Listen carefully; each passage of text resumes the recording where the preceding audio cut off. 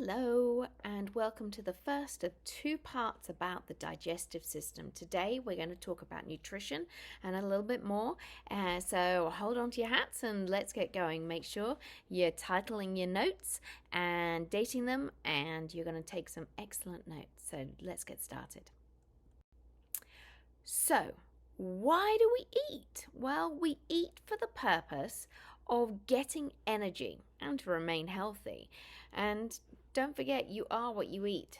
There's a great advertisement that I saw a number of years ago, and it was little children running around on the soccer pitch. And there was one that was going very slowly and dressed up in French fries, and the other that was zooming around the pitch and was in a broccoli outfit, and kind of stuck home. You can be really influenced by what we put into our body. And so what we put into our body is as important as when we put it in, how much we put in, and why we're eating it. So we're going to talk about some of those later today. Question number 1. What process is C6H12O6 plus O2 yielding CO2 plus H2O plus ATP? I really hope you remember that was cellular respiration. Okay, so as we go on today, I want you to remember that not all food is created equally. Please realize that we're not talking about good food and bad food. Food cannot be both good nor bad, nor have these feelings of being good or bad food. We just look at food in terms of the nutritional availability and benefit to the body that what we're ingesting can supply. So going back to our thing of cellular respiration, we do need to put into our body the raw ingredients and raw materials, same way as we need to breathe in oxygen in order to provide the raw materials for cellular respiration. But we have to remember that is not the entirety of what it is we're eating and why we're eating and ingesting, okay? Question number 2. Do you remember the hierarchy of life? What comes after molecule? I do hope that you remembered it was atom, molecule, macromolecules, organelles, cells, tissues, organs, organ systems, of which there are 11, run Mr. Sliced, and they all work together to form the one thing, the organism that is us. Ooh, now I'm scratching your brain. Here we go.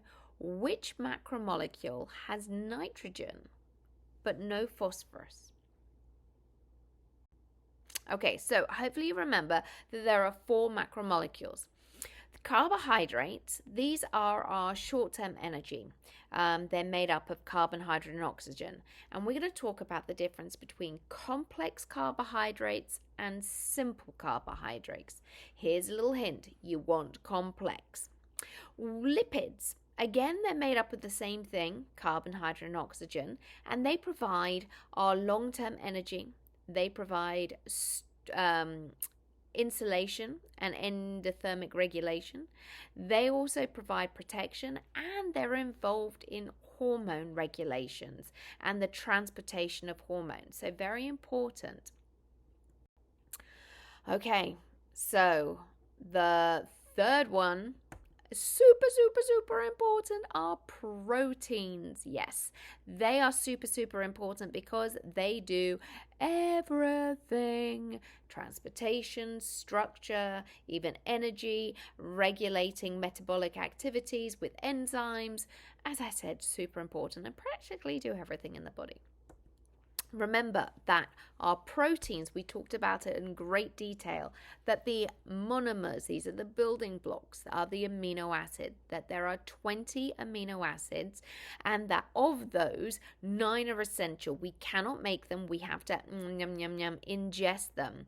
And this is the one that has the nitrogen, but not phosphorus, which is in nucleic acid, right?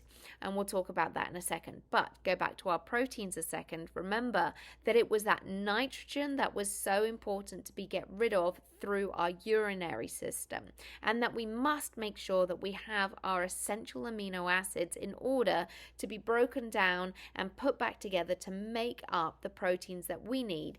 based upon the recipe provided by the nucleic acid. Ahaha. I'm hoping this is coming back to you all. The CHONP, carbon, hydrogen, oxygen, nitrogen, and phosphorus. Now, the important distinguishing point here is that we do have to ingest carbohydrates, hopefully complex. We do ingest proteins. We do ingest lipids. But we don't actively seek out nucleic acid because that's going to be part of our food, and that's not something we go, I haven't had my nucleic acid today. If you eat a healthy, balanced diet, nucleic acid requirements are going to be in there. Just as a reminder, these are the essential and the non-essential amino acids that are required to come in from our diet. And remember, those amino acids are going to be linked together to create the proteins that we need in our body. And so it's worthwhile just taking a note of it. Particularly going to be important if you have a restrictive meal plan for yourself, as in a restrictive diet where you don't eat all of the food substances, which could limit how you're getting your amino acids. So worthwhile keeping in your head. When we're looking at our diet, we also have to look for not only the macromolecules, but we also have to look for the micromolecules and micronutrients. These are your minerals and vitamins. If you don't have them at the right level, it can cause this cascading effect of all sorts of problems. I'm going to highlight a couple right now. If you don't have enough iron in your diet, you can become anemic. Now remember that it is the iron, the Fe molecule, the atom, right, that is going to be part of this hemoglobin molecule that is going to carry the oxygen, that is going to transport it around the body. Without enough iron, we don't have enough of this hemoglobin molecule, and you don't have enough oxygen carrying around your body, and that's when you can get really tired. It's like you're walking through molasses. Your brain just feels like it's trying to process, but it's going about 20 speeds too slow. Everything is exhausting. Vitamin A, need that for eyesight, immunity. Iodine. If you have issues with your thyroid, it might be because you don't have enough iodine. Certain salt, like table salt, can contain iodine, and if not, you can have it without as well. If you have thyroid issue, you might need iodine or no iodine, too much of it. If you have an issue with it, you might get a very enlarged neck, and these could be called goiters. Vitamin D. We've talked about vitamin D before in terms of we need it from the sun. We talked about how our kidneys are going to be responsible for helping to transfer it from a non-usable form to a usable form. But if we're not getting enough vitamin D from the sunshine or from our food, we might need a supplement. And again, the liver and the kidneys are going to be involved in making it into a usable form for us, which we can then help to absorb that calcium to prevent things like rickets or osteoporosis, the weakened bones. Zinc, used in balance, used in our immune system and for pregnancies, and one that's really important for pregnancies is going to be folic acid for fetal development, which is going to be your B vitamins. Although there are lots of B vitamins, they also have not only a number, but they also have a name associated with it as well. Okay, so as we saw, there are so many deficiencies that can happen if you are low on certain micronutrients of minerals and vitamins. And for example, calcium, if you're deficient in that, it can lead to a whole lot of problems.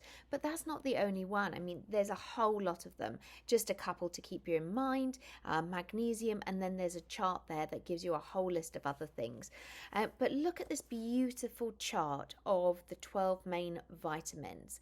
The important thing to see is that it comes from a wide range of food sources and all sorts of different colors and nutrients and supplies, and it's really important that you get a little bit of everything so you get your daily vitamins and minerals with every meal and every time that you're eating, that you're thinking about that. Water. Super important. You may not realize this, but water is something that you have to ingest for your own health to the right level. We talked about quantity and quality, but it's amazing how much water can influence your body, from things like preventing you from having bad breath to making sure that your complexion is nice, heart health, circulation, removing all these waste products to prevent anything nastily from happen. Wow, water is essential. Remember, the first sign of dehydration is being thirsty, and the second is looking at your pee. If it is darker than light straw yellow, you need to drink more water. Water, water, water. And if you're finding that you're constipated, it might be water. Or so the big next thing to talk about is fiber. Okay, I think I told you before that my grandmother used to sing the song, I like bananas because they have no bones. But it is a real song. And it's actually a true thing, right? They don't have any bones, but they're really solid structures. Why? Because they contain cellulose. And cellulose, if you remember, is in the plant cell walls. This gives it rigidity and structure and allows it to have internal stability and structure without having any bones. Now, fiber is going to be essential to make you poop. Why? Because we cannot naturally digest the cellulose. And so this is what bulks up your poop, your stool, your feces, however you want to call it. Now, have you ever thought, well, why is corn always in my poo looking like the same way as it comes out as it went in? That's because the husk and the outer portion of the corn kernels are really high cellulose that's not easily digested by us humans. The internal bit is, but the external part isn't. And that means that when you go to the toilet, the corn kernels will still be in the same shape as they were when they went into you as they come out of you because of this high cellulose content. So let's talk about flour, not the petunias and the roses, but rather flour such as made out of wheat. So wheat grows in a field like the one in the bottom corner, and when it gets ripe enough and it's grown to when it's ready to be harvested, they cut it all down, and then you can see how these individual grains grow on a stick. They take the grains off, and then they put the sticks for bedding for animals and the like. But what they're going to do now with the grain is one of a couple things. One, if you get whole wheat bread, whole grain, they're going to take the entirety of that grain and grind it all up and make it into a bag of flour for you. Hooray! But they also go through the process of removing the outer husk, the bran. They also remove the germ. So they go through this process whereby they are going to remove the husk, they remove the germ, and they're left with just this refined grain.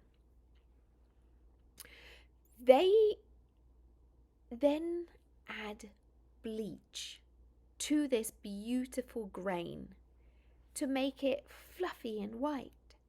And what's happening is that they've removed all of the fiber, they've removed all of that cellulose, and they've made it so that all of the proteins and all of the beautiful compounds that are in this wheat have now been denatured, broken down, and have been changed chemically so that they're nice and fluffy and great, but they've made these great big long chains and cut it all up.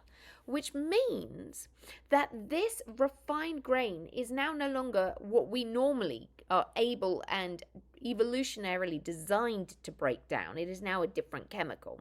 And secondarily, it's already digested it for us. And so it's now going to have this quick release of energy, which doesn't fill us up for long and makes us hungry again later.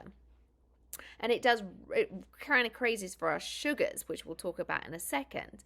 But it's now changed all of the proteins and made it so it's no longer what we need. Not so good. You can look at the comparison here in this wheat bread to white bread, and you can see the difference in the amount of protein, but the big thing is in the amount of fiber, right? You've changed it so it's no longer going to push the food through our intestinal system, but it's going to sit there and become stodgy and cause you to become constipated. Not so good. Oh yeah, did we also mention the fact that it contains bleach? Have you ever wanted to drink bleach? I hope not. No, not healthy. And yet we're putting bleach in the food that we're now giving. So where do we see this? Okay. Have you ever had a tacky hot dog bun? And even no, it gets all tacky. Well, that's all because it's been refined grains that have had all of this husk removed. But if you compare that to, let's say, a pumpernickel or a rye or a whole grain seedy bread, you can tell that there's a difference between how you eat it, whether or not you're going to get this big burst of sugar and then crash, or if it's going to make you feel full for longer. Which leads us to... Okay, so we've just been talking about the flour and the makeup of bread, right? We've said that white bread is a simple carbohydrate. It gets broken down really easily by your body because the breakdown of it's already happened by bleach and by the removing of the husk. But the complex carbohydrate, like the whole grain bread, that is going to be slow release of energy because we'd have to take time to cut it all up and use it for our own good and make it into something that we need. So I like to think of it like beads on a necklace, right? So if we've already been given the beads, we can just restring it and make our own. Well, that's kind of half the fun. But if we've got the original form of a beaded necklace and we cut it all up and then we restring it, it takes us much longer. So then we can restring it to what we need and we're not overwhelmed by too many beads at once, right? That's kind of what's happening in our body if we have a simple carbohydrate versus a complex carbohydrate. The simple carbohydrate is going to be this massive sugar rush to us, which is going to spike our blood sugar levels, cause us to have hyperactivity, and then quickly crash afterwards, and nothing sustaining. Whereas if we have something that's a complex carbohydrate, it's going to take us a while to break it apart into the sugar monomers, which will then allow us to have a slow trickle release of sugar into our system, maintaining our blood sugar level much better. And a lot of the other stuff, micronutrients and fiber, are also included in a complex carbohydrate. There's a saying where you never get a constipated Scotsman. Why? Because they eat porridge for breakfast, which is whole grain oats. Well, maybe not as many Scots people eat porridge in the morning, but it still holds true, right? If you've got all of this fibrous material, it's going to help to make sure that you have regular bowels. But the bigger thing is that it helps you with your maintaining of your blood sugar levels. So let's look at these two pictures I put up. This picture here is showing your blood sugar level. So if you zoomed in on a thing of blood, can you see the far one that says hyperglycemia? This means we have a massive amount of sugar in our blood. This can cause damage to our nerve cells. It can cause damage to our blood vessels. It can cause damage to lots of our organs. It even can cause blindness. This would be, let's say, somebody who's diabetic. They could have this issue. But if you are hypoglycemic, you don't have enough blood sugar, and that can cause issues too. All right, let's look at the graph above. This is a graph of a 24-hour period, and it is showing your blood sugar level. This is the black line that you want it to be. Okay, well, what happens if your blood sugar level spikes and you have too much and you become hyperglycemic? Then you yourself might become hyperactive, not so good. If you've ever seen a child eat a whole lot of sugar, they go crazy, running around the room, blah, blah, blah, blah, blah. Oh, no, and they make lots of noise, and then they have this massive tantrum, fall on the floor, they don't know why they're crying, and they're being irrational, da, da, da, da, da. That's because of the sugar, both too much and then the crash. Well, what happens if you are hyperglycemic? Hyperglycemic, you have too much. How about hypoglycemic? You don't have enough. Another term might be you become hangry at hypoglycemic because you don't have enough blood sugar, and so it influences you to the point where you're super, super hungry, you become irrational, you become unfocused, you become hangry. Hangry is a real thing. And this is where you have unregulated blood sugar and it's dropped too low. You might get a headache, you might become unfocused. Okay, so let's talk about when you eat, and us hoping that you're eating, let's say, the same thing, but just when you eat and how often you eat. Okay, so my line is the red line. I eat 3 meals a day. So this red line, you can see when I wake up at 6 a.m., I get up, I then have my breakfast and my blood sugar level goes up. But then it's going to go down, and by lunchtime, just keep looking at the red line, by lunchtime I'm hungry again, and so I eat. Yum, yum, yum, yum. And I'm eating a nice balanced meal. I'm eating my 3 macromolecules, my complex carbohydrate, a little protein, a little lipids, making sure I'm having my macronutrients, my micronutrients, my water, my fiber, so on and so forth. Okay, lunchtime I've eaten and my blood sugar level goes back up again, and then it's going to dip down, and by dinner time I'm hungry, so I eat. Notice that overnight my red line is continuing to go down. Why? Because even when I'm asleep, my body is doing repair. My body is processing my thoughts. It is using up energy, and so my energy reserves go down, so that when I wake up in the morning again, I'm hungry and I need to break the fast, breakfast, right? I'm going to break my fasting overnight and give my body some fuel. Now, my husband, he does not like breakfast. I have never been able to get him to eat breakfast. I don't know why. He just never had breakfast. And so he is the blue line, right? So he's waking up in the morning and he doesn't eat breakfast, but he gets really kind of hungry. So he then eats a snack. Well, he's eaten a snack and his blood sugar level has spiked because it's not just really a snack. It is a very sugary snack because his body's like, feed me sugar, I'm low on sugar. So spoing, and then it crash again. Okay, and so now his body goes shoink, and he eats lunch, he eats it late, and then dinner time he eats again, and then right before bed he'll have another snack, and you can see how it's very spiky.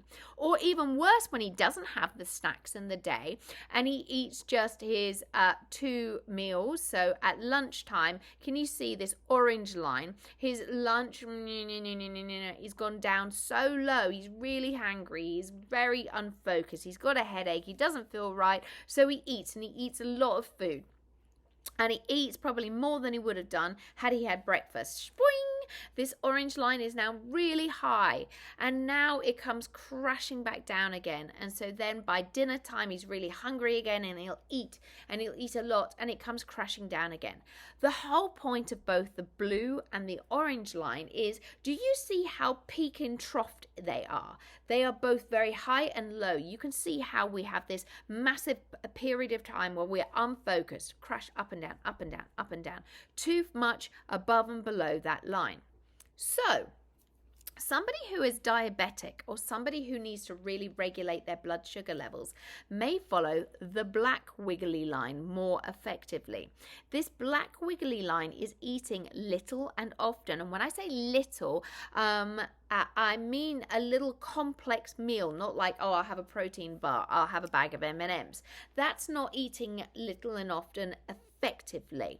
What you're wanting is like a mini meal. So if you eat a mini meal with a complex carbohydrate, a little protein, a little lipids, and with your micronutrients and your fiber and water, and you have a small meal, but a little bit and often, your body is going to be like a trickle feeder, and it's going to continuously have very small peaks and troughs as you are breaking down and releasing these complex carbohydrates and other micronutrients and macronutrients throughout the day, and your blood sugar level is maintained significantly more evenly, which is so much better for your body. Is it difficult to do? Yes, in our current lifestyle and way of living, absolutely. It is really difficult to do because the way that we are programmed is to eat whenever we can. And most people are not having the time to sit down and eat their leisurely meals and have a siesta afterwards and just eat as a family event. Rather, they are going to soccer practice, so they're shoveling McDonald's in their face before they go there. And you can see why you're not having these family meals where you're having collective time to not only make the meals but digest the meals and eat them slowly, or having this little low process of small regular meals. It is difficult. Is it doable? Is it possible? Yeah, but you have to do a lot of planning, but it would keep your blood sugar level more even. Speaking of sugar, please know that sugar is the most addictive substance known to man. Yes, more addictive than cocaine. Okay, sugar is probably the most addictive substance on planet Earth, more than cocaine. And we know how addictive cocaine is, right? We know that if you start on cocaine, it is going to be incredibly difficult to break the habit of. More so than cocaine, more than heroin. They did a study with rats. And they put these rats in a cage, and some of these rats got cocaine, other rats got sugar. And then they put all the rats into one cage with both sugar and cocaine. And every single rat went for the sugar. No cocaine, just sugar, because sugar is far more addictive and it's completely unregulated. We have so much sugar in everything, and you may not realize it. The reason why you may not realize it is because it comes under a disguise of so many different names. For example, barley malt, yeah, that's sugar. Confectioner's sugar, golden sugar, glucose, refiner's syrup, rapadura. What? Sugar. But what's worse is high fructose corn syrup. Now, this high fructose corn syrup is really, really, really bad for you. Okay, if there was one thing you were going to cut out your diet, cut out high fructose corn syrup. And unfortunately, it's in so much, from your bread to ketchup, to salad dressings, to ice cream, to things you don't think of. It's got high fructose corn syrup in. It can lead to obesity. Oh yeah, very big problems. Can lead to diabetes. It can destroy your liver, called cirrhosis of the liver. It can cause you to have hair loss. Oh my gosh, acne. It can cause you to have arthritis and gout and problems with your joints. It can cause damage to your eyes. But here's a big one. It is a huge, huge player in creating things like ADHD, attention deficit hyperactivity disorder. So you can't think, you're struggling to stay focused. Could it be your diet? There was a great documentary movie called The Magic Pill. And there is, and I put it up for extra credit. If you want to do some extra credit, watch this. It's phenomenal. Not necessarily the diet that it's professing to do, but just the idea of behind it is that diet can influence you so much. There are also lots of other TED Talks that say the same thing, that once a family got off eating processed and refined sugars and high fructose corn syrup, that they found that the kid that was having truancy and disciplinary actions and being on ADHD medication no longer were having these issues. And the sibling that had asthma and other issues, they no longer had asthma and taking those medications, and allergies and all of the eczema symptoms reduced down. In the movie The Magic Pill, there is a little child who's got autism, significant, severe autism, and would only eat things like Doritos, chicken nuggets, and goldfish. That was all she would eat. And she was non-verbal. I think she was about 5 years old, 6 years old. She wouldn't talk. She was climbing off the walls. She was non-communicative. And they went through and they completely changed her diet. And you go back to her a couple months later and she's talking. She sat down, colouring a page in with somebody else and interacting. Things that the family thought that this child would never do. And the only thing they changed was her diet. Whoa. Speaking of diet, should you drink Diet Coke or regular Coke? Well, the answer is neither, but if you were to have and this craving for Coke, for a soda, you would be far better having a regular Coke than a Diet Coke. And I'll explain why. The regular Coke has sugar in it. And if your body is like, I need some sugar, if you drink a Diet Coke, it's like, sugar. Wait, where did it go? Because it's not real sugar. And so you drink another Diet Coke. And your body's like, oh, sugar. Oh, where did it go? And so you drink another one. So you're more likely to drink more. And the problem is that this sugar substitute can cause all sorts of problems with dysregulations and metabolic problems within your body. But it's tricking your body into thinking you got sugar. Oh, wait, you don't have sugar. And so you eat more sugary stuff. It can, big problems. The aspartame is a known carcinogen, a cancer-causing agent, really pretty bad for you. So you're more likely to drink more of it. And that's not good. The other problem is that soda contains a whole lot of acid, and that eats away at your teeth, at your stomach, causes all sorts of other issues. So don't have a soda. If you need a drink, drink some water. Water is your best friend. Okay, you're feeling tired and sluggish and you're like, oh, have an apple. Having a whole apple would be far better for you than having a soda. So have an apple and a glass of water. What? And sometimes we actually just drink or have a soda because we're bored or procrastinating. Think about that. Maybe you're not thirsty. Maybe you're just trying to do something else or put something else off. Same thing with eating. So diet is not necessarily better.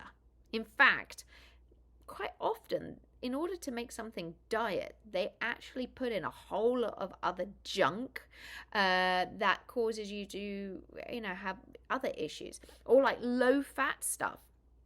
Low fat, if you actually look, the sugar content is significantly higher. So, which is better for you? Water, that's what's better for you. Okay, question time. What part of the plant is responsible for making you poop? That was the cellulose, right? The cellulose that is found in bananas. Not necessarily the complex carbohydrate, right? That is in a banana, but not in a donut. That is simple sugars. So not all foods, complex and simple sugars, right? Simple carbs and complex carbs are created equally. In this scenario, what is better for you? A banana. Why? Because the banana contains micronutrients, it contains macromolecules, it contains good fiber, it's a complex carbohydrate, and it's not deep fried in processed hydrogenated oils. It's not simple sugars like the donut. Not all foods are created equally. So we've talked about carbohydrates. How about protein? Not all protein is created equally either. So if you think about a hamburger from McDonald's versus, let's say, a little filet mignon, which is better for you? The little filet mignon, or a piece of salmon, or an avocado. Avocados are amazing. Why? Because they contain vitamins galore. They contain good fiber. They are a natural source of protein, a little bit of lipids. Amazing. But did you know how much of an avocado you're meant to eat? A serving size is only a third of an avocado. There you go. So lots and lots and lots of things that have proteins in it. Well, but not all proteins are created equally. And neither are fat. fats or lipids. Okay, so some fats and lipids are much better for you than others. They have more nutrition. So if you have some nice fatty food like the skin of a salmon skin is amazing for you, as long as it's not like deep fried in refined oil, right? But if you're cooking a piece of salmon, eat the skin. It's really, really good for you. Okay. But how about something like butter or margarine? Which is better for you? So when I was growing up, I was told butter's bad for you. It contains blah, blah, blah, blah, blah. It's going to cause cholesterol. It's going to be bad for you. But what about margarine? Well, margarine's made from vegetables, so it's got to be better for you. No. Now, looking back on it, we were told the wrong thing. Butter, grass-fed, hormone-free cows, the free-range cows making butter, voila, Kerrygold, amazing. Okay, ingredients, milk, a little bit of salt. Margarine, on the other hand, can you pronounce all of these words? Not easily. Okay. Well, margarine. Do you know the story about how it came about? Well, I'm going to tell you. Margarine was designed as a lubricant for machinery. Well, it works great for lubricating machinery, but WD-40 works even better. Okay, so we just invested a whole lot of stuff into finding how we can hydrogenate vegetable oil. What are we going to do with it? I know, let's feed it to turkeys and to other animals and make them fat. And that's what they did. And these turkeys got really, really fat, and then they were great for Thanksgiving dinner, but their legs actually kept breaking because they got too fat. What are we going to do with it? I know, let's colour it and make it as an alternative to butter, and we'll just say butter's bad. And there was this whole program that came about saying butter's bad, eat margarine because it's vegetables. And it was just because they were trying to recoup the cost of all of this research and development that goes into margarine. Now, what's amazing about margarine is it is a machinery lubricant. So what do you think it does to you? Okay, here's the other thing. If you put margarine in the garage and you leave the lid off of it, and you come back a year later, guess what? It's going to look just the same. Not a single fly has landed on it because, well, they are repelled by it. So it's actually a good repellent. Like if you've got mosquitoes and you don't want to be bitten, slather yourself in margarine. Nothing's going to bite you then. Kind of crazy, right? Okay, serving size. The serving size, imagine that you're going to go to Olive Garden, you order their pasta. Guess what? That's for a family of 4, and you can eat it just quite fine by yourself. Yikes. How about how much food should you be eating? Well, the majority of your plate should be the size of, this majority of your plate should be nice, colourful vegetables. Okay, this is what it should be. Smaller amount of protein, a smaller amount of complex carbohydrate, and a little bit of fat. This is a nice balanced meal, but the majority of it should be nice, multiple coloured, leafy green vegetables. That's going to make up the bulk of your food on your plate. Okay. How big of a protein? Well, about the size of the palm of your hand. So when you think about when you go out to restaurant to eat, let's say Outback Steakhouse, how big of a steak are you getting?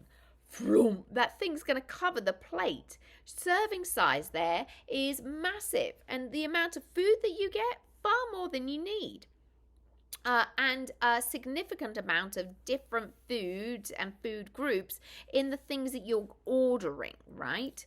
So the serving size and the content of it is going to be significantly different than what you're expecting. When you think about the food at Outback Steakhouse, okay, so the first thing you're going to get is bread on the table, and that bread is going to be a simple carbohydrate, and the butter, or that's whipped butter with sugar in there. Oh, look at that. And then you're going to get salad. Well, the salad is probably going to be, let's say, a Caesar salad. That Caesar salad contains high amount of fats, processed fats. It's got, again, some bread on there as croutons, again, some simple carbohydrate. That lettuce typically is going to be very low in vitamins and minerals, not like a spring salad mix or something like that that's got some more to it. This is like iceberg or romaine that has mainly content is water. And then you're going to get your steak, maybe a potato that's about yay big, the size of like so much, plus that's going to be covered in salt, plus you're going to smother it in butter, some chives for a little bit of greenery because you need some green, some sour cream, maybe some bacon. Can you see the fat content here? And then the steak, boom. And then, well, you got to have some kind of vegetable with it, so you're going to have broccoli, but that broccoli is smothered in cheese, and that broccoli has been steamed to death, so it's all like wilty and there's very little left to it. And then, maybe you're going to have dessert because maybe you're celebrating. And you have this triple layer of chocolate cake with chocolate icing and... Oh, yeah, and you could have a soda with it. Can you imagine how many calories you've eaten in that? Can you imagine how much fat content you've eaten in that? Can you imagine the far more than your body needs, right?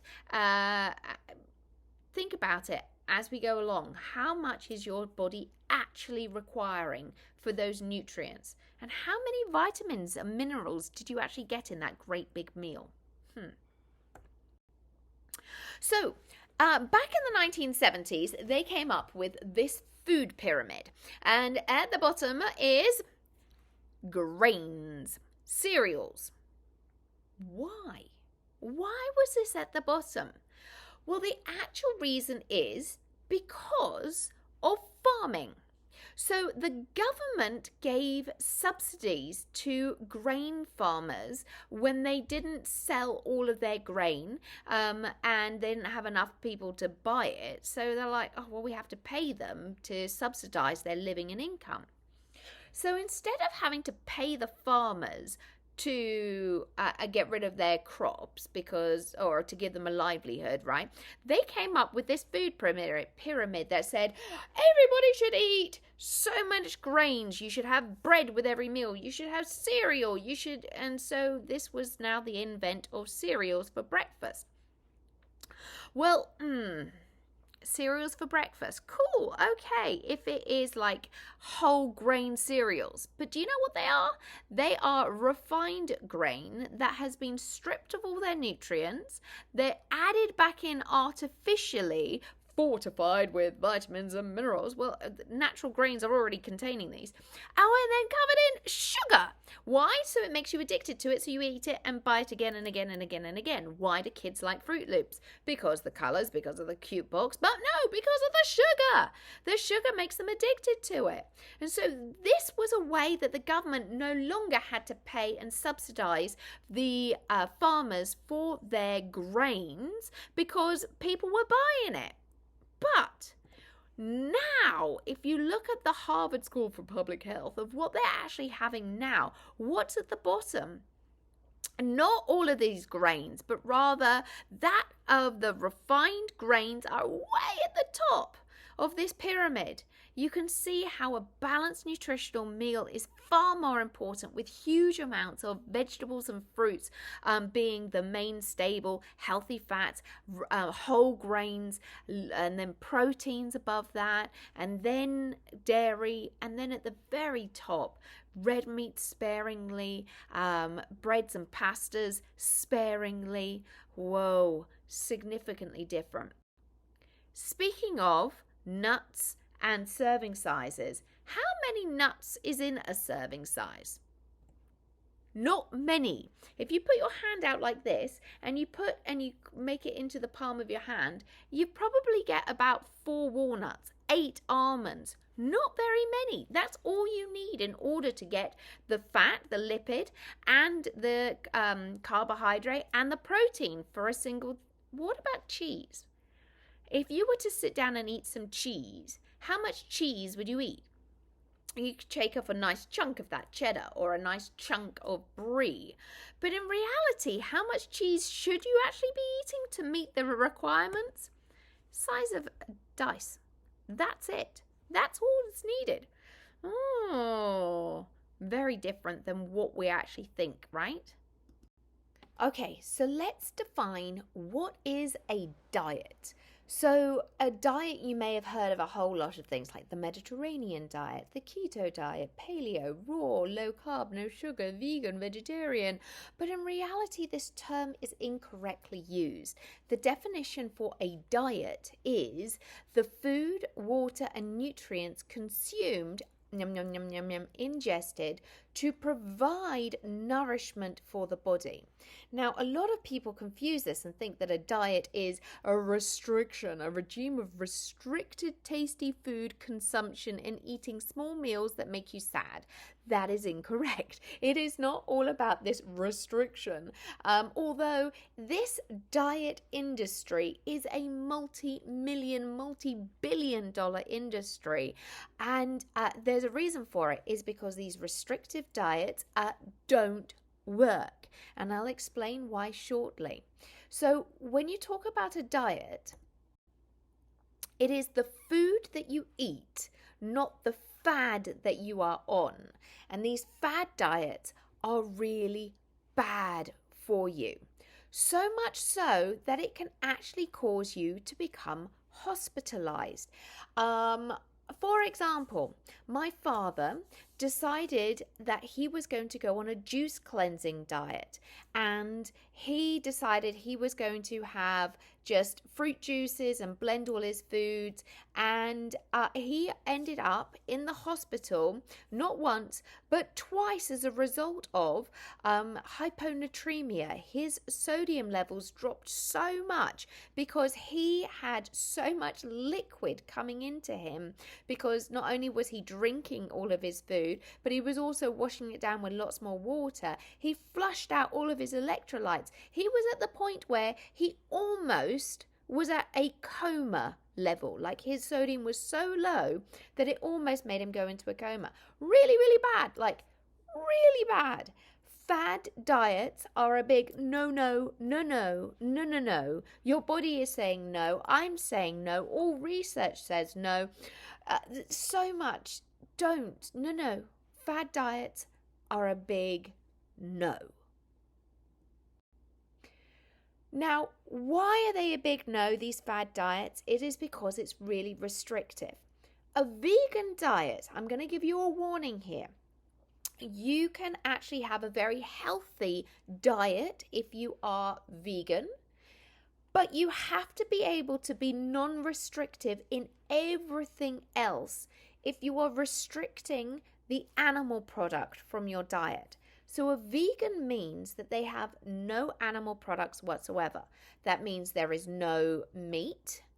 That includes chicken and pork and red meat and beef and turkey, right? It also means no fish.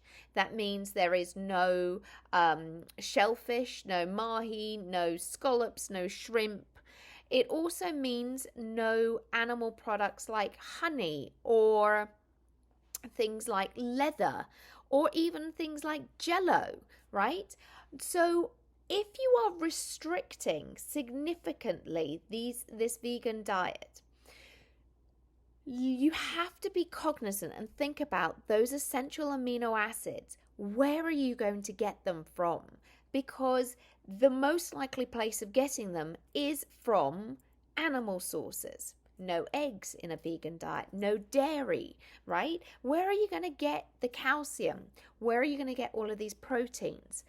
Where are you going to get B vitamins? Now, there are a lot of B vitamins that are found within meat, and iron, and so it is possible to be on a healthy vegan diet, but you have to be really careful to make sure that you're meeting your dietary needs and the nourishment that is required for your body on a daily basis. So that's really important to think about.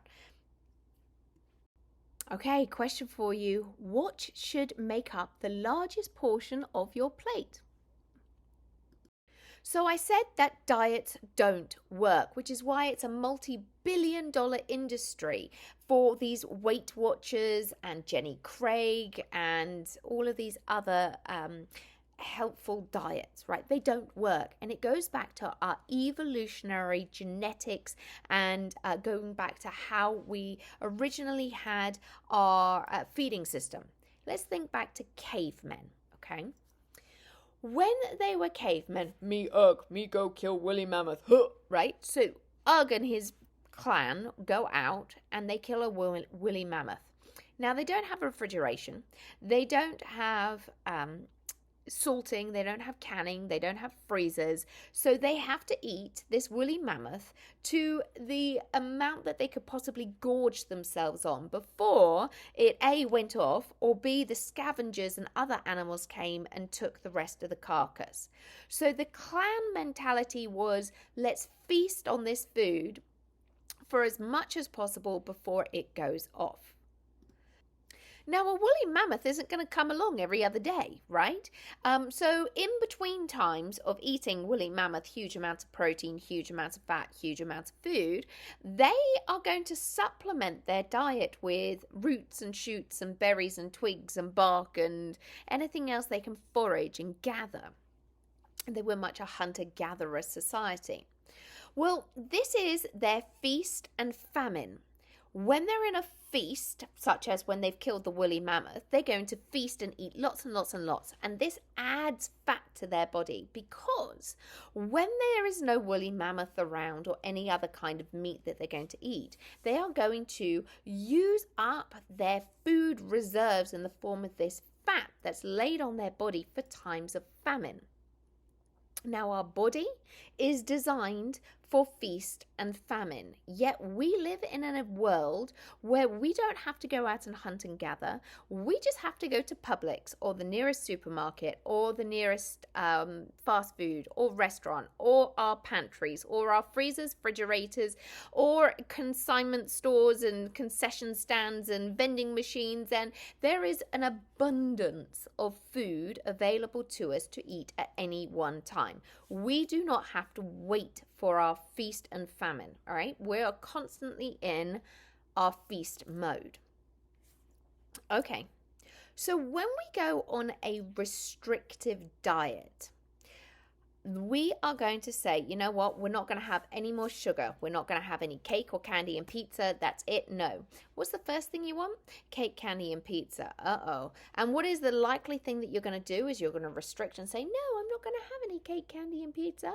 And then when you're like, oh, I'll have a cheat day, are you going to have just a M&M? Are you going to have just one cookie or one slice of pizza? No, you're going to have a whole pie, a whole bag of M&Ms, Skittles, and you're going to shove a whole box of crumble cookies into your face, right? Because you have been restricting and your brain is like, we've gone from feast, now we've got the feast to famine, and now we're going back to feast. Woohoo, we got to replace it. Well, then you go back to restricting and your body's like, wait, I thought we had food. What's going on? So your body now burns off the fat that you stored in your body when you had the feast. Okay, so eventually you're burning off all of this extra fat, and now you've gone down to the size that you want to go down to. And then you eat normally again. Normally, that means you're going to go back to eating more than you would have done on your diet, on your restrictive diet, and you're going to then eat back to the normal way that you were before. And your body is like, oh, thank goodness that famine is over. Time for feast. We better put on that weight again, and then another 10% in case we have another famine. And so you have a yo-yo. You go up and down, up and down, up and down in your weight and your sizing. Because evolutionarily, that's what you're designed to do. Uh-oh. So if you are not happy with your body and your body size and shape, what can you do? Well, you could look at what nutrient requirements are being met or not met in your body. You can look at the quantity of the food you're eating and how often you're eating, and to look at all the other factors like your exercise, your stress levels, the sugar content, how much water you have, and look at it and make sure that you're meeting your body's requirements. And once you've got the fundamentals of that down, then your body will become healthy. And by that, it's going to become in the shape and the size that it was designed to be, based upon your genetics, your bone structure, and everything else about you. You're not looking for a particular size. You're looking for your size and your shape that you were designed to be in a healthy body. Okay. So does that mean you can no longer eat hamburgers and no longer eat French fries? No, of course you can. But you're going to do it in moderation. You're going to listen to your body. Does it mean that you should be eating McDonald's 3 times a day or for the rest of your life? No, absolutely not.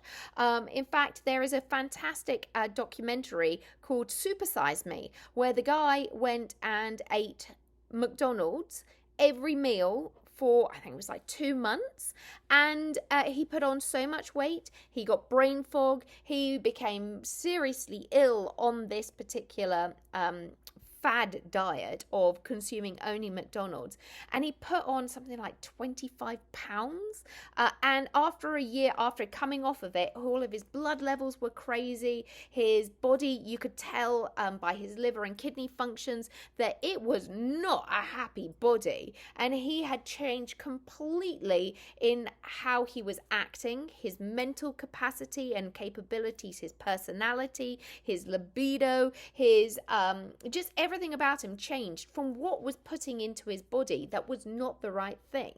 Okay, so we realize that we can't eat McDonald's every day or 3 times a day, right?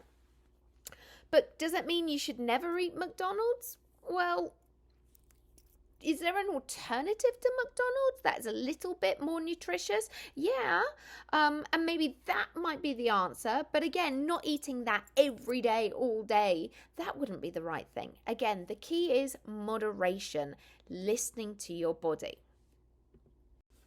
Now, please note that I think I've only mentioned the word calories once, and that was more of a slip up than me saying calories, because calories is not what we're looking for. You can see in this image on this side down here that the gummy bears is 200 calories. That's just sugar, a gelling agent, probably gelatin made from horses' hooves, and food colorings and additives and flavorings. So is there any nutritional value to that? No. Handful of almonds, however, 231 calories, small pot of about the same in calories, right? But let's look at the nutritional value of an almond.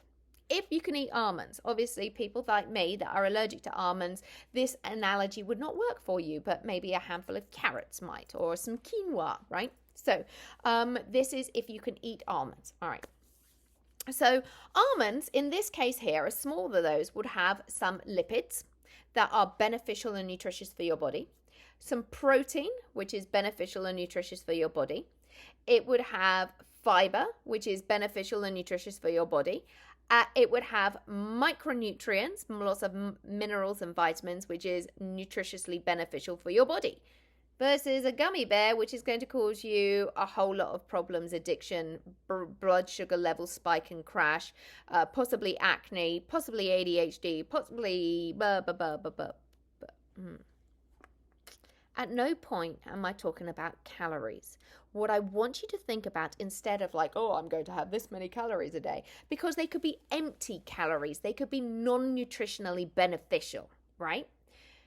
I want you to think about, instead of calories, think about, are you meeting your daily nutritional requirements? And how do you know that? Well, a lot of times you kind of just have to listen to your body, realize what your body is needing, and then have a look at what you're putting in your body. You can look it all up. There's loads of apps and all sorts of things that you could do. Or speak to a nutritionist or a dietitian and get some help if you're concerned about what you're putting into your body.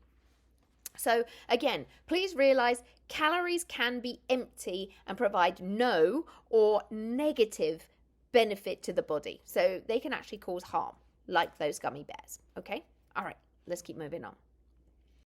So I want you to taste the rainbow. No, I am not saying Skittles. That is the wrong rainbow. In fact, what I want you to do for looking at your own nutritional beneficial is to taste the rainbow with looking at a whole array of beautifully coloured food.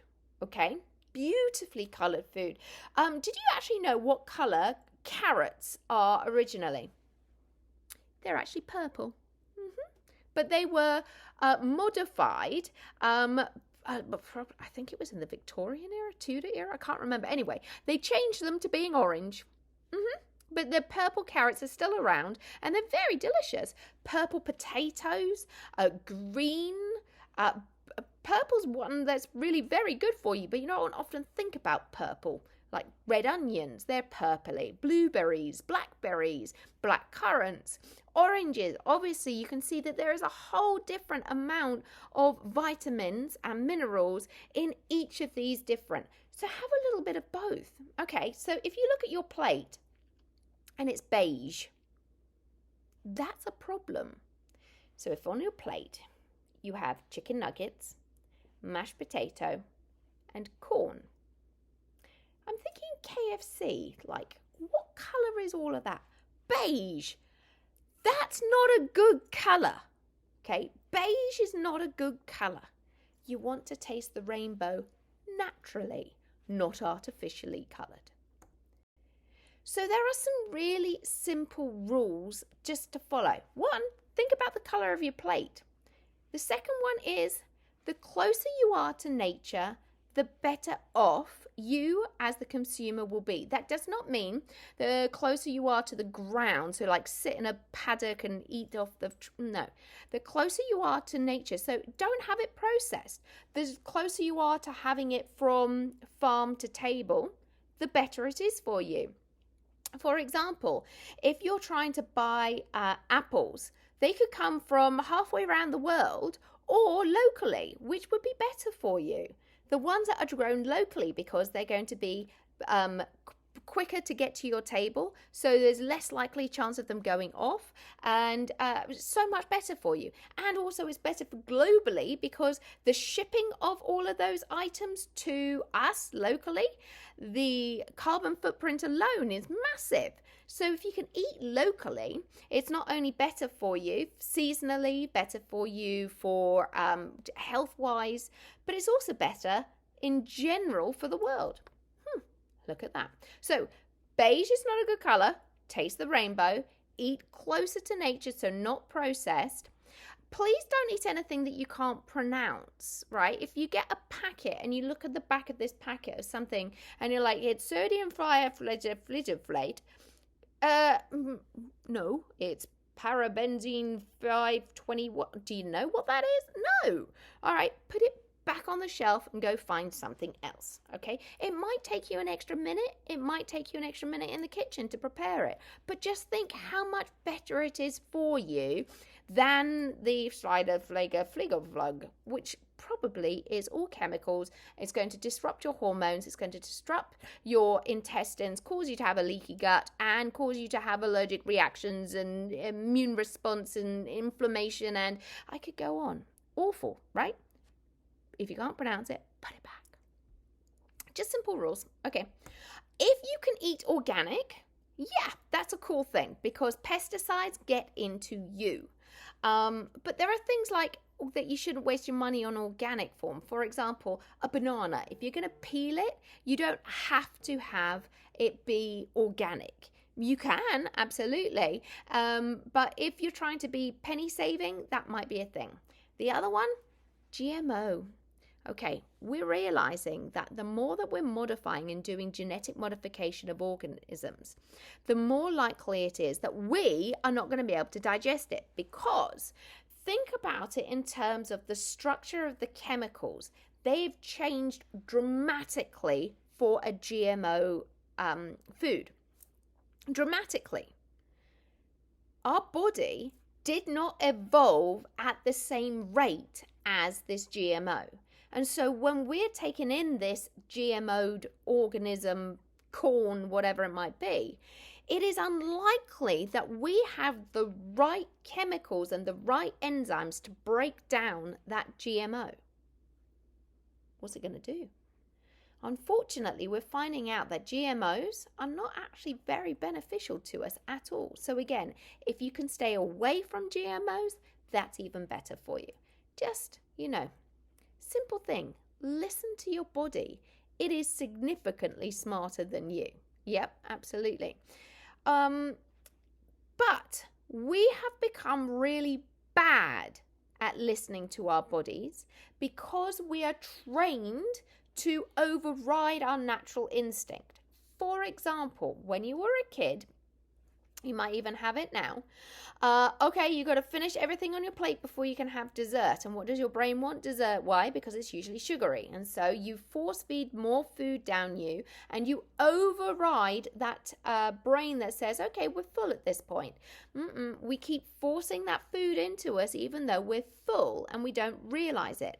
Also, the speed at which you eat your food, that is going to influence how well you digest and absorb those nutrients. But it actually takes 20 minutes after you're full for your brain to register that you're full. So if you've kept eating for 20 minutes after you're full, your tummy is like, oh my gosh, that's more than I need by far. We don't listen to our bodies anymore, unfortunately. And it's going to take a while for us to get back into the habit of listening to our bodies. But it is a really important thing to do. The final point I would like to make on that is sometimes our bodies like to trick us. Sometimes it says, go to the fridge and open the fridge. And you look in the fridge and you're like, there's nothing to eat here. So you go to the pantry and you open it up and, there's nothing to eat here. I don't know what to do. I'm hungry. No, you're not. You're bored. You're not. You're procrastinating. You are, no, your pantry might be completely stocked and full. Your fridge is full. Your freezer is full. But you are just wanting to eat because you're not wanting to do what you're meant to be doing. Yikes. Okay. So sometimes we just need to take a moment, have a drink, allow yourself to be bored. That's when we get all these amazing thoughts. Great TED Talk available on why being bored is great. Check it out. And then go and sit in the sunshine for a little bit and be bored. It's great. It's good for you. And then go listen to your body in case you want to eat. And when you do, eat the rainbow naturally, close to the ground. Okay, question number 6. Why don't diets work? I want the reasoning. Why don't diets work?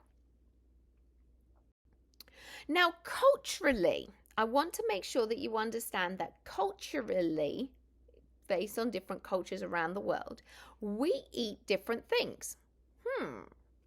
And this influences our intestine, it influences our mentality, it influences all sorts of things, our sense of taste by exposure to different things. This gentleman here, Greg Segal, he went and took pictures, and they're beautiful, of these children from all around the world with what they would typically eat in a week. Okay, so I just want you to have a look at these because they're pretty cool and you can make your own conclusions. So we've got Germany and we've got Malaysia. And another Malaysia, another Malaysia. I wonder why there are so many different Malaysias and why there is so many different food sources. Do we notice anything else about the people? India, Senegal. We've got Brazil and France. And then this is America. I'm going to let you draw your own conclusions as to what the content of the food has been. You can always rewind and go back and have a look at those beautiful pictures. But I just want to point out a couple of these trends that are going on. Now we're going to talk calories. Calories are how much we're consuming. Don't forget also that they can be just empty calories, okay? Look at where we have the highest amount of calories. USA is really up there. Oh, and now look at this this image right here of this graph, projected future overweight rates. Well, this was done previously, and you can see where we're going and what the trend is. Unfortunately, we have an epidemic in this country of being overweight and obese. And unfortunately, that's leading to sky-high rates of diabetes, high blood pressure, heart disease, and all sorts of other nutritionally based problems that could be fixed if we look at our diet. As a society as a whole, our diet stinks. We need to do something about it. Otherwise, you can see how these trends are going to continue. Well, as you can see, I really enjoy this topic. I think that nutrition is something that's really key to our health. Not only should we be breathing properly, we should be thinking about mental health and our heart health, but we need to think about our digestive health, because this is the raw ingredients that also drive everything else within our body. On my topics page, there's a whole host of other information that's there and available for you. Dr. Massa was actually in my year at Benjamin. She came back and talked, and she talks all about the leaky gut syndrome and what's happening to our intestines. Really important. Jamie Oliver, he is a chef from the UK, from England, who did a tour of America, and particularly American schools. And the children, he showed them potatoes, he showed them lettuce, heads of lettuce, a carrot, and they had no idea what they were because they'd never seen them before. Yet they'd never seen a real carrot. The number 2 vegetables eaten in America are tomatoes and potatoes in the form of ketchup and French fries. What does that tell us? That's really kind of crazy. But we also know that when we are altering the diet and the availability of food, we can change a whole lot of stuff, such as we saw that in the Magic Pill, Food Inc., Super Size Me, these documentaries, but we can also see it in places like New York, where they banned those supersized sodas. And what happened was there was a decreased rate in obesity and diabetes. Wow, right? There is so much evidence to show that what we put into our body ingesting is going to play an enormous factor on our overall health. So let's keep thinking about it. Go and dive deep into the topics page, or find a documentary or a TED Talk that you're interested in. Write it up and send it to me for extra credit. It's pretty cool to do. Okay, question number 7. This is more of a personal question. What one thing can you do today to improve your diet? Okay, thinking of that, it's time for a snack and brain break. Okay, when you go out and you have your little snack break, make sure you're making some good choices. What you put in you is going to make a difference. So feed your mind well, feed your body well, and make some good choices. And once you come back after having your nice nutritious snack, we'll keep going. Now, just a fair warning, the next part of this lesson is more of a serious nature, as we're going to be talking about body image, self-esteem, the media, and eating disorders. Okay, welcome back from your snack and your break. I do hope you enjoyed yourself. And so now, as I said, we are going to talk about our media and its effect on our body image, self-esteem, and then we're going to talk about eating disorders. Now, the National Alliance for Eating Disorders is a local group, and they're amazing people. I know all of them. There's some of them are my best friends, and the lady that started this organization, she herself suffered from an eating disorder and realized that there was a significant need for help for individuals in the area. They help people from aged 4 to 94 and everything in between, and they have support groups not only for people that are having an eating disorder, but also for people that are supporting those with eating disorders. They are a brilliant bunch of people, and if you have any questions about eating disorders, body image, self-esteem, anything along those lines, feel free to reach out to them. They are fabulous, fabulous people, and I'm sure they would welcome your phone call or email, or just click on their website and have a peruse around there. Okay, let's keep going. So what is body image?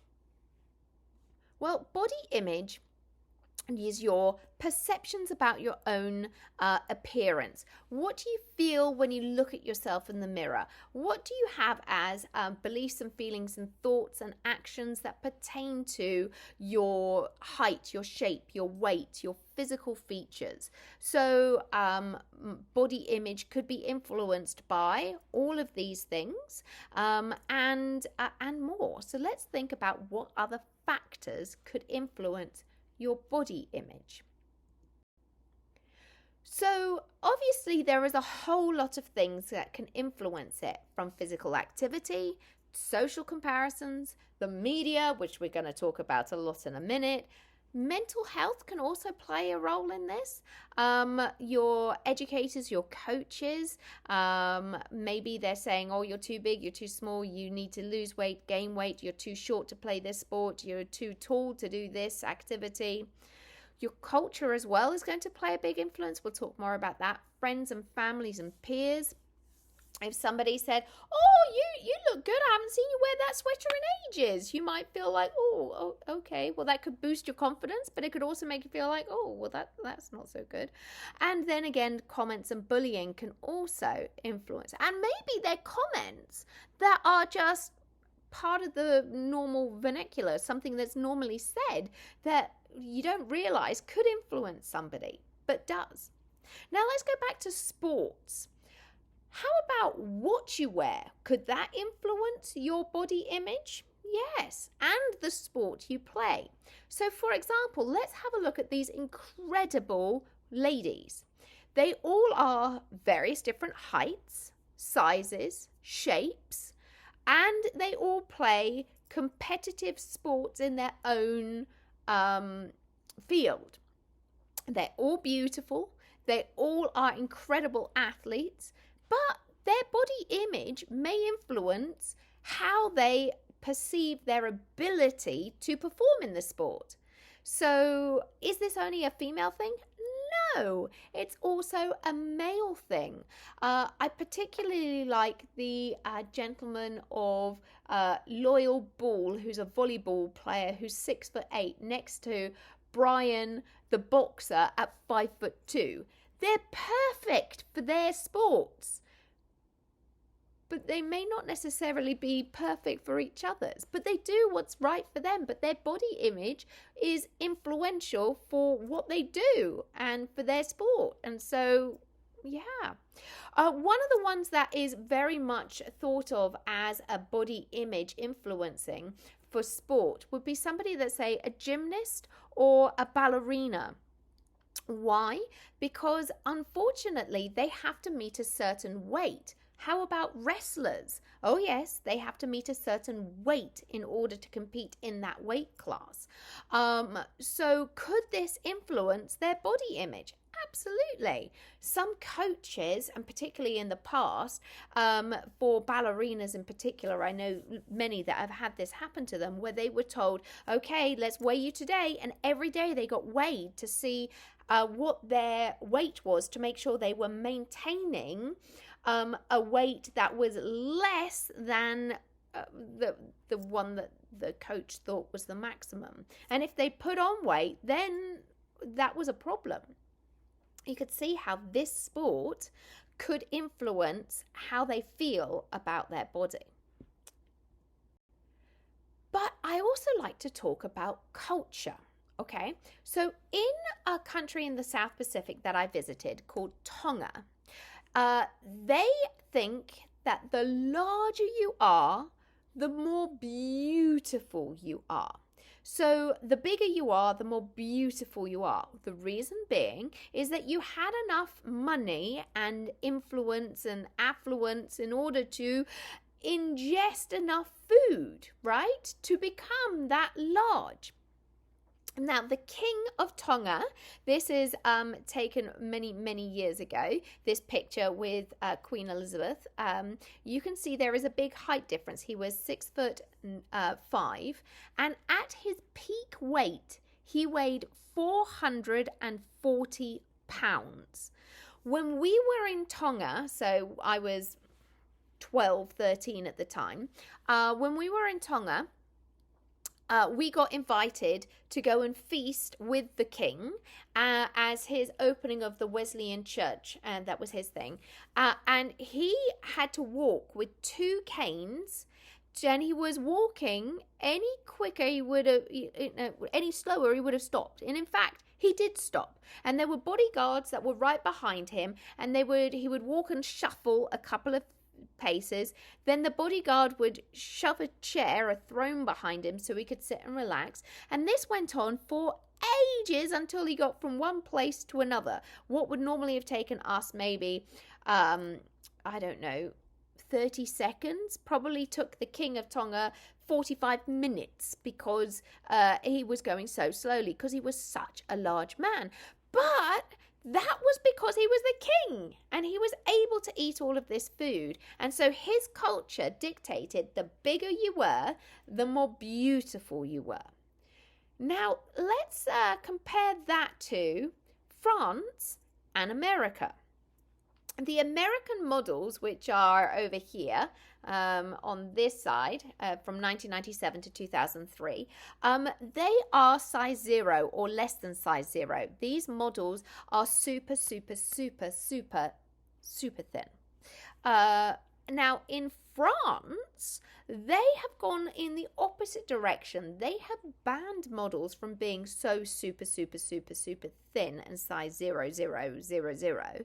And they are making the models be an average size of representation of the country, because they are thinking that having models that are so petite that it is an unhealthy image to give to the population, when the majority of the population cannot, by genetics and bone structure and everything else, achieve that size. Interesting. So we've got 2 swings of thought here. Could you be, might be the pinnacle of size in America, versus in France, this is more representative of the larger country. Just a thought. Could that influence body image? Yeah. So let's talk about self-esteem. Okay, so self-esteem is defined as the confidence and worth you feel about yourself, and your level of self-esteem can directly affect your physical, mental, and social health. Self-worth is about how you value yourself. So although you might not feel physically a certain way, you may feel empowered by what you can do and provide, and your self-esteem may or may not be interconnected with your body image. But there is a difference, right? There is a difference between self-esteem and body image, but one can influence the other and vice versa.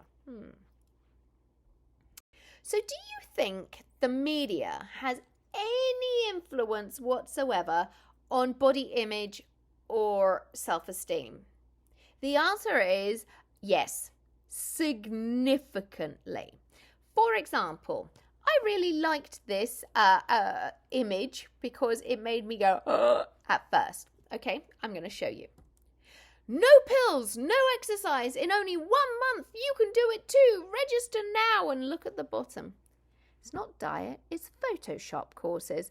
Of course it is, because that's not possible to do in 1 month. Maybe if you use Photoshop and graphic design you can, but not through changing your nutritional and exercise routine.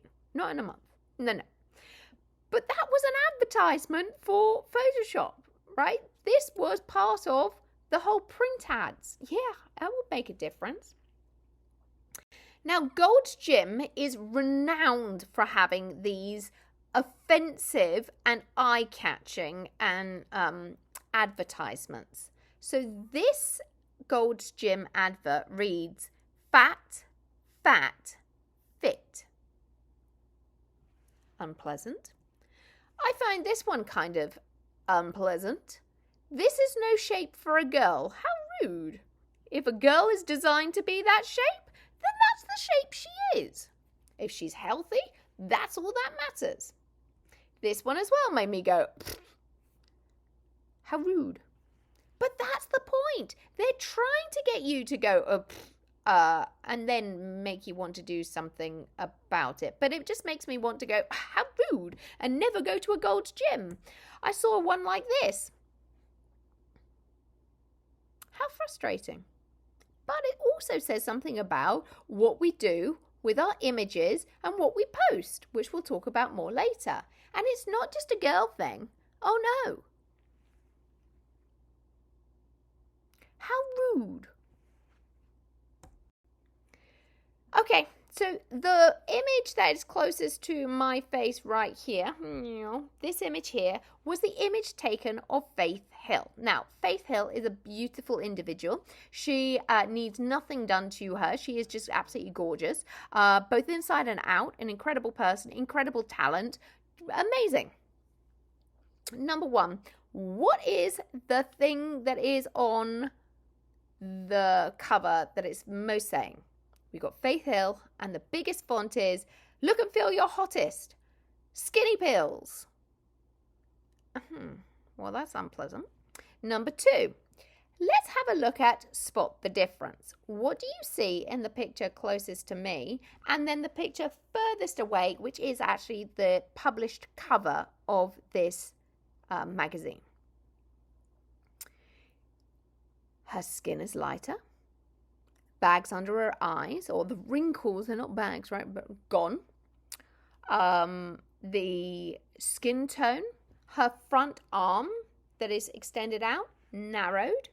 Her hair color changed. Her creases here. I actually think she's got a faker smile in the one that was published rather than her beautiful natural smile that she has. Oh yeah. Did you also notice they added in an extra arm? Do you see it now? They added in an extra arm. Why? Because what it did is it made the waist go, shrink the waist up.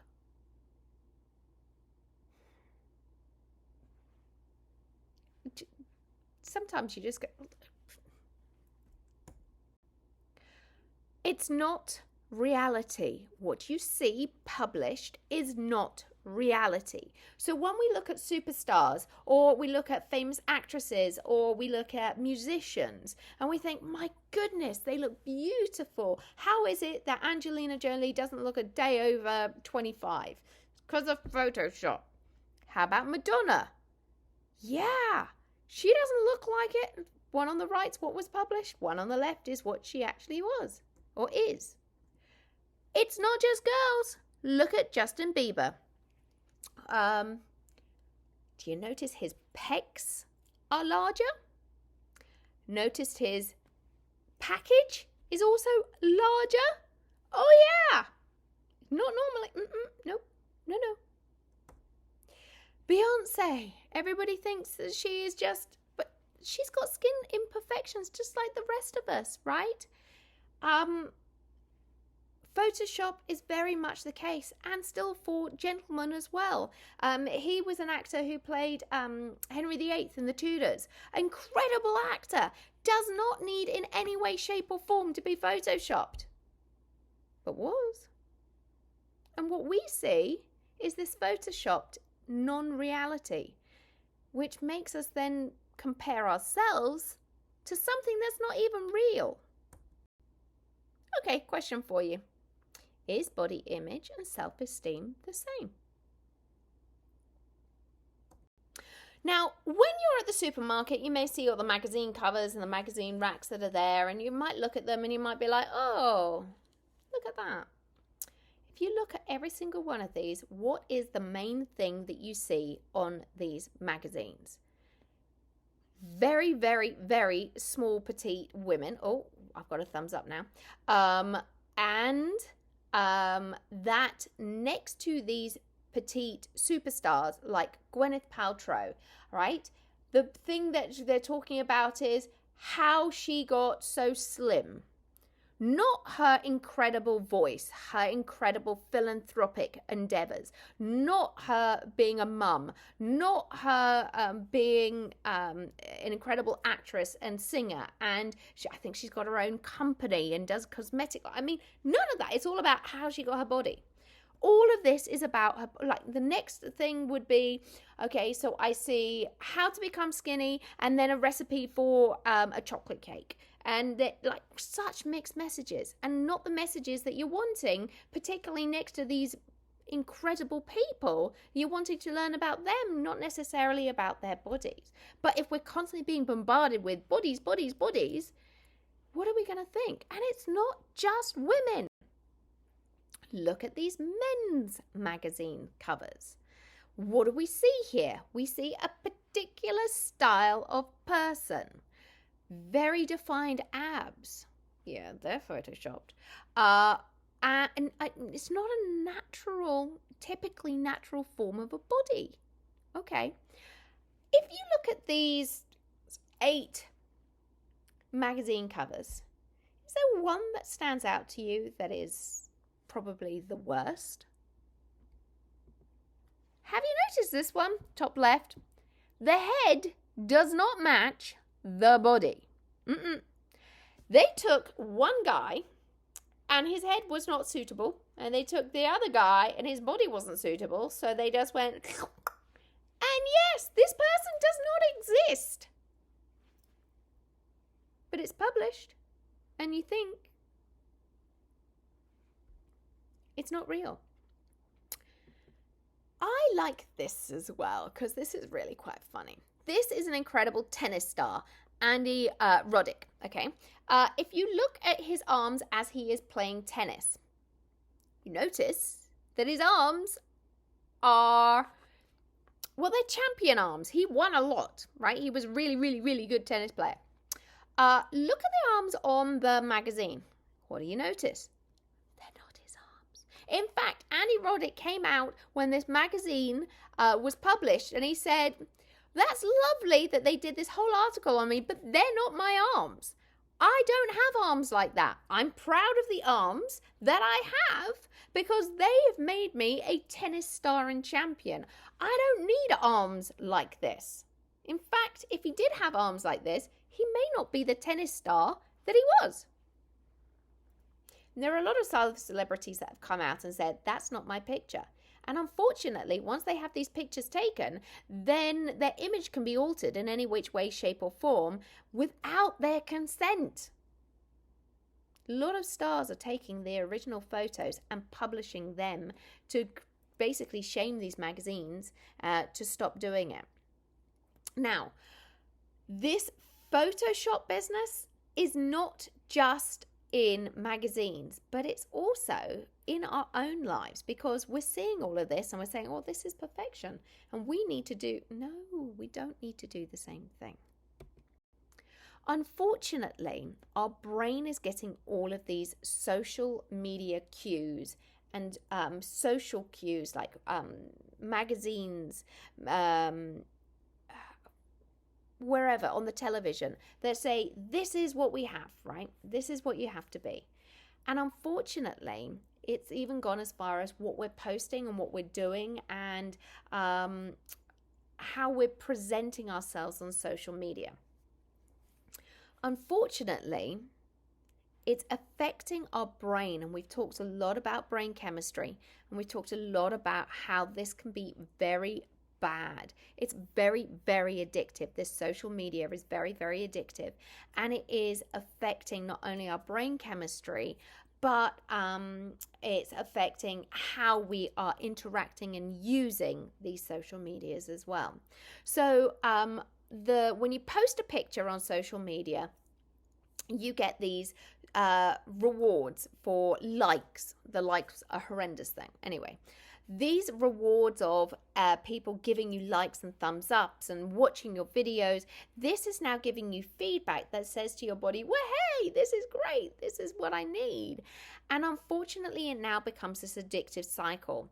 Over 50% of people 18 to 85 found social media harder to resist than smoking, drinking, spending money, sleeping, or sex. How crazy is that? Now, the question is, which brain chemical is responsible for craving these likes on social media? Hopefully you remember. And I hope you remembered it was dopamine, right? That's the likes that are going to change the brain chemistry and cause us to have these issues as one of the main chemicals there. There's other ones as well, but dopamine was our main addictive one.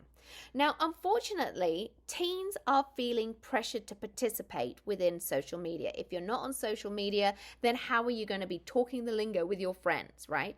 You don't have to have social media. It's not a requirement. You just have to go and use a telephone and call somebody, or go over to a friend's house and knock on the door if you were in the same neighborhood, right? Unfortunately, teens are now succumbing and saying, oh no, I have to be on social media, which causes these brain chemical changes. It causes a more likelihood of addiction. And the problem is that frontal lobe is not developed yet. So it means that you're not able to interpret as seeing what you're seeing on television, what you're seeing on social media, what you're seeing on print ads as fake. And you interpret it as real, right? Unfortunately, with all of this editing and false representation, people now compare yourself to others and compare what you're doing with somebody else's, and you don't realize that they're not posting everything. Do you post when you've got food poisoning and you've got diarrhea and vomiting and you're just ill? Do you post that picture? No. Do you post the picture of the time that your boyfriend or girlfriend broke up with you? You're sitting there with a tub of ice cream, crying your eyes out to sad songs? No. What do you post? You post pictures of you on holiday, you eating beautiful foods, you doing stuff.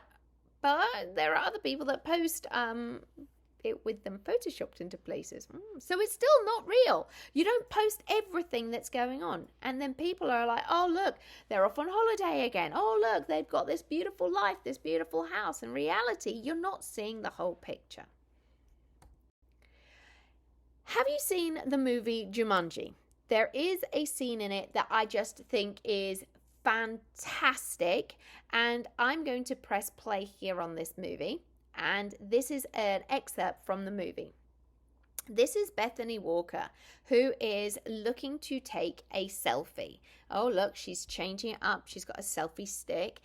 Turn the angle of the cup, right?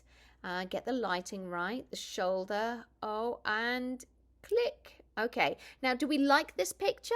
Oh, I don't know. We're going to look at it and yeah, okay, that's pretty cute. I'll accept that. Okay, and look at the hashtag she writes. Just rolled out of bed. Ugh, mornings. Hashtag no filter. Hashtag love my life. I am going to say baloney. That was completely staged. There was makeup involved. There was angles and cameras and lighting and setting the scene and yeah. Don't believe everything you see. The same thing as don't believe that like button. Unfortunately, so many people put a lot of emphasis on whether or not somebody else likes their picture. It's ingrained in our brain to want to be part of a clan mentality, and it's ingrained in our brain to be part of a group. That's our the way that we're built and designed. Okay. Unfortunately, the like button becomes a little bit too much for our bodies, our brains, and how we are evolved to deal with.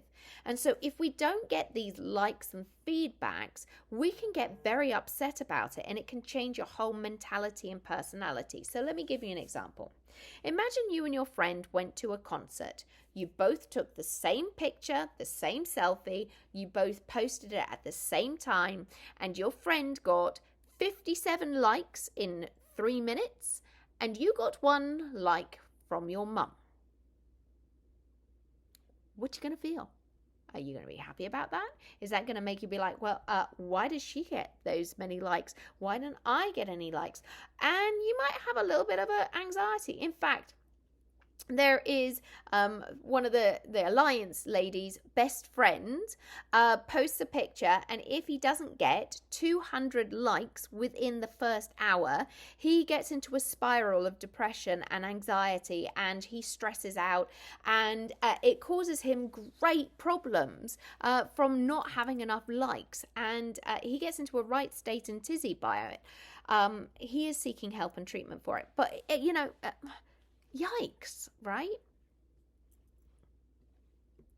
So we know about these postings. We know that there isn't really the natural thing like a snapshot, so on and so forth, because there is all of this Instagram and editing and blah, blah, blah. Okay, reality versus what you actually post. There are so many free editing softwares. How do you know what's you anymore, right? How do you know? I also like it when the selfie you take is glorious, but the one that you tagged in, why is that the case? Because when you are looking at a group picture, what is the one thing that you look at before you look at anything else to see if the picture's worth posting? You look at you to see if you've not got the sneeze face.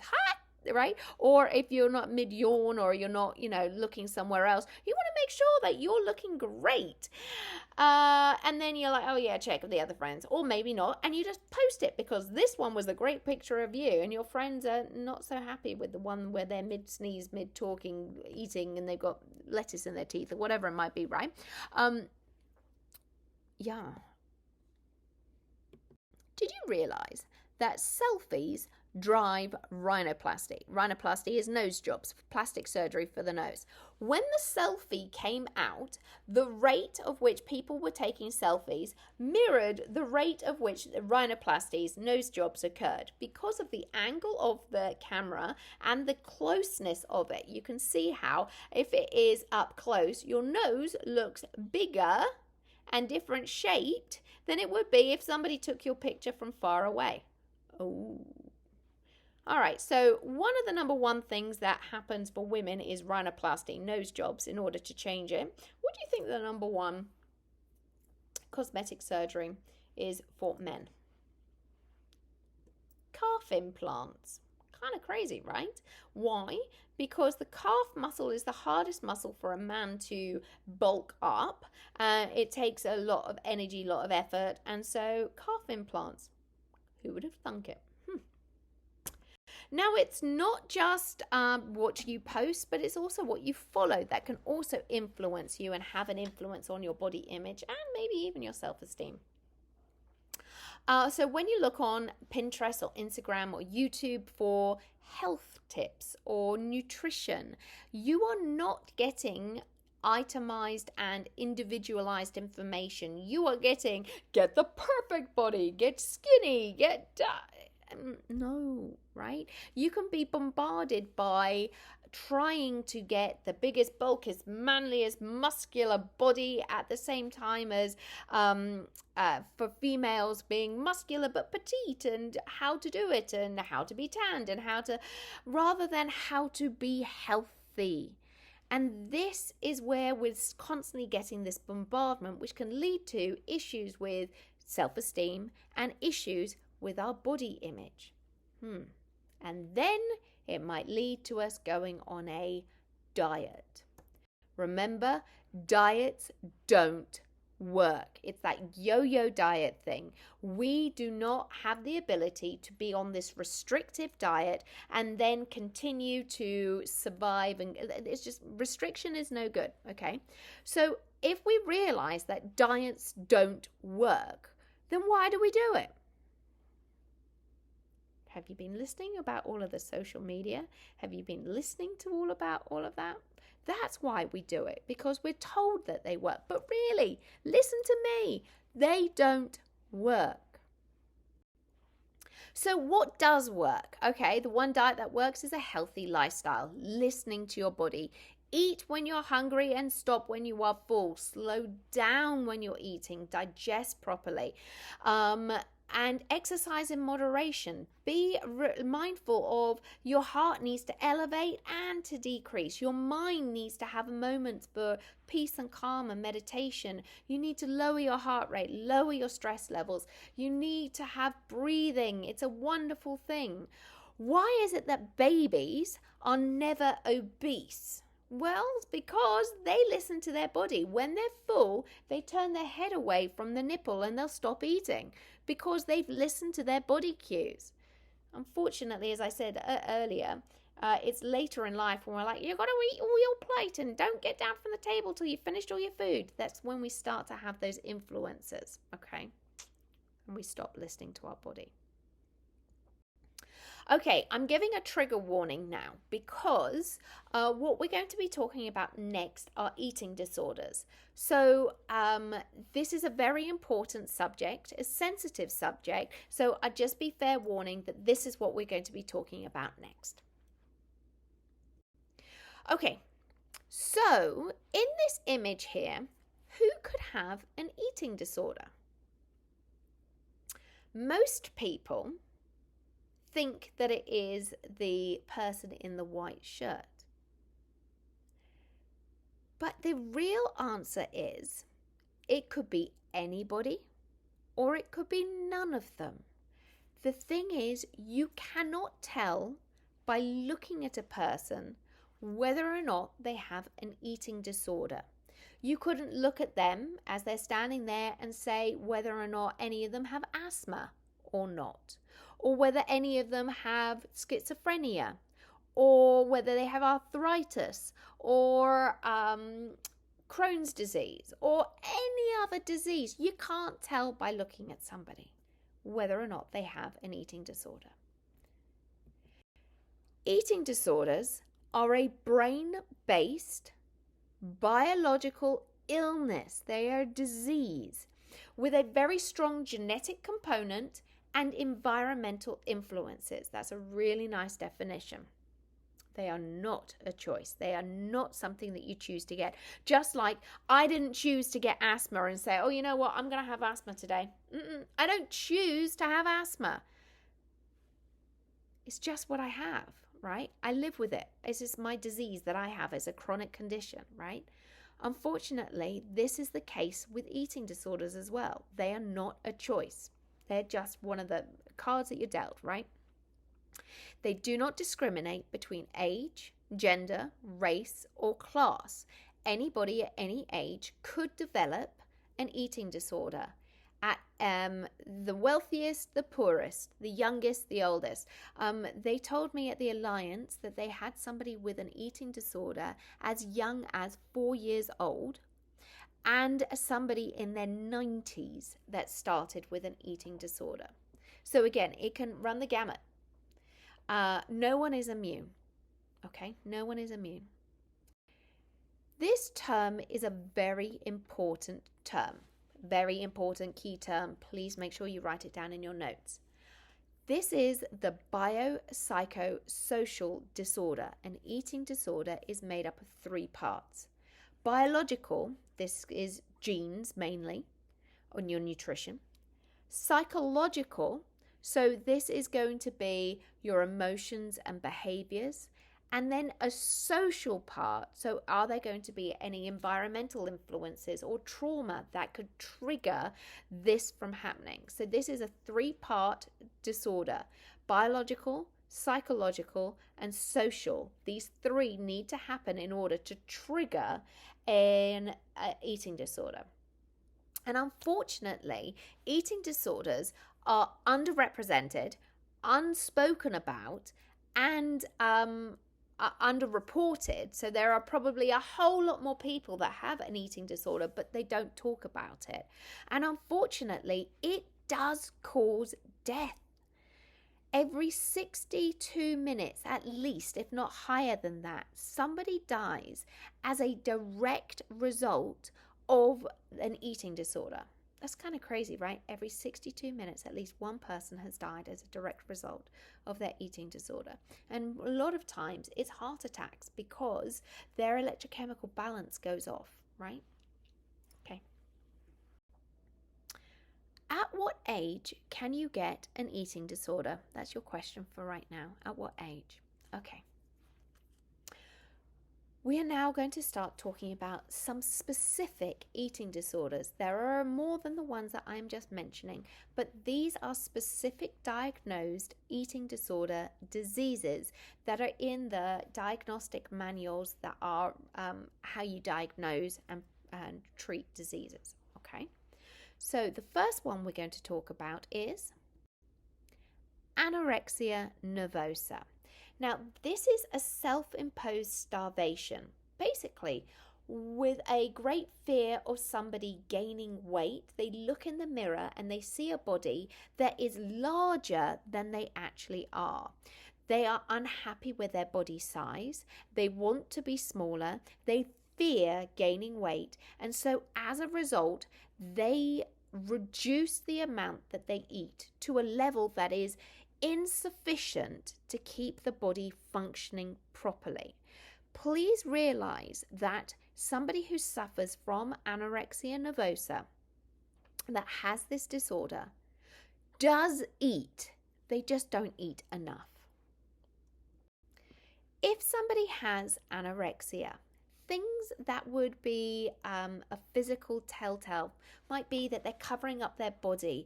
They're always cold. Why are they always cold? Because they've eaten up all of their fat reserves in their body. So they don't have endothermic regulation anymore. So they're always cold and fighting it. They might bruise easily because, again, the fat layer is gone, and so they can bruise easily. And they're now using up all fat resources. They're burning up their muscle, and they're causing issues. Now, as they're burning up all of these calories that are stored in their body in fat and then muscles and then organs, right? Their body goes into an evolutionary survival mode, and they are going to start to grow lanugo. Lanugo is teeny tiny peach fuzz like hair that's going to grow all over the body in a last ditch effort to stay warm and maintain their own body heat. In the past, the cessation, that's the stopping of having a menstrual cycle, was a definitive thing that had to happen in order to get diagnosed with anorexia. But that excludes all men, and men can have anorexia nervosa. And so they've now changed the diagnosis and said the cessation of menstrual cycles in females, because obviously men don't have a period. Now, why would their hormones stop them from having a cycle? Well, it's a body's natural instinct is to protect so that you don't become worse. You couldn't have a baby if you don't have enough nutrients to keep yourself healthy. How would you grow a baby? So it stops you from having a cycle. It's also because your hormone levels are no longer able to be active because you need fat in order to transport and do with hormones. Okay? So if somebody is having the symptoms of anorexia, they may also be very controlling with their food, what they eat. They might want to continually feed other people, but not eat themselves. And this might be because there might be lack of control in their life. And this is the one thing that they can control. And that is what a lot of people that have had anorexia have said, was that this was their ability to control something in their life where they found that they had no control or chaos. The second eating disorder that we're going to talk about is bulimia nervosa. Now, bulimia nervosa is binging and purging. So you consume a large amount of food in a very short period of time, then you feel guilty about it and you get rid of it.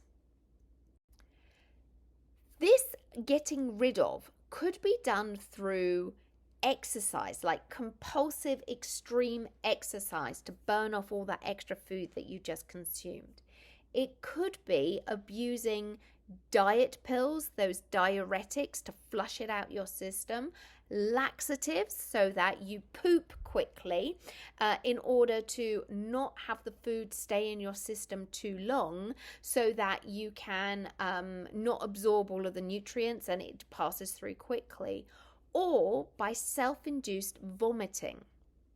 Now, if you have self-induced vomiting as your way of purging, most of the time you're going to get Russell signs, which are scarring on the back of the hand, and that's from putting your fingers down your throat to induce the vomiting, and your teeth are going to rub on your hand. Who is actually the most likely person to diagnose somebody with bulimia? Your dentist, because they can see inflamed glands in your neck and your parotid glands and the salivary glands, erosion of the teeth enamel because of the acid that is being upchucked from the stomach, and inflamed mouth and oral cavity. So a dentist is probably the most likely person to diagnose somebody with bulimia, especially if they have self-induced vomiting as their means of purging. Question: which is the term that is used for the fine hair growth over the body to help keep you warm when you don't have enough adipose tissue? Okay, so the next one we're going to talk about is binge eating, or binge eating disorder, binging. This is recurrent episodes of eating huge amounts of food to the point of being in pain, like large amounts of food in a short period of time, but without the purging. A lot of times there is just going to be guilt and psychological effects, not this removal of food. A lot of times people with binge eating disorder will use food as a mechanism of self-medicating as their drug to numb feelings, to push down, and they eat their feelings. They will feel out of control about their food, low self-esteem, but they just don't purge the food. So that's the difference. So they attribute any success or failures in their life to their weight.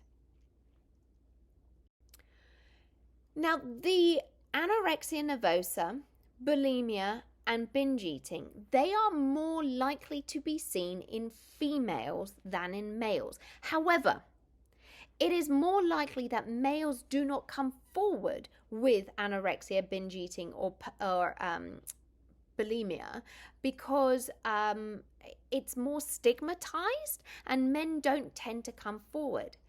However, muscle dysmorphia is more of a male-oriented eating disorder rather than female. Not saying that females can't, but in categories of how often they become about prevalence, men are more likely to have this particular eating disorder. This is where, similarly to a person looking in the mirror and seeing their body too big, this person who looks in the mirror sees their body as too small, lacking in muscle, but they are very muscle-bound individuals. Now, a person that has, I've got hot now. A person that has muscle dysmorphia will tend to go to the gym and exercise far more than they need to. They will shun going out with friends or going out to eat to go to the gym to exercise.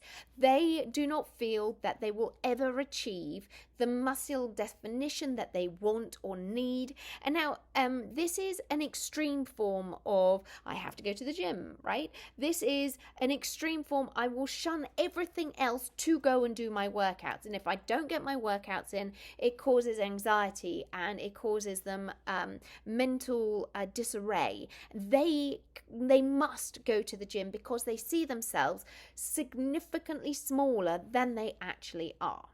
Okay.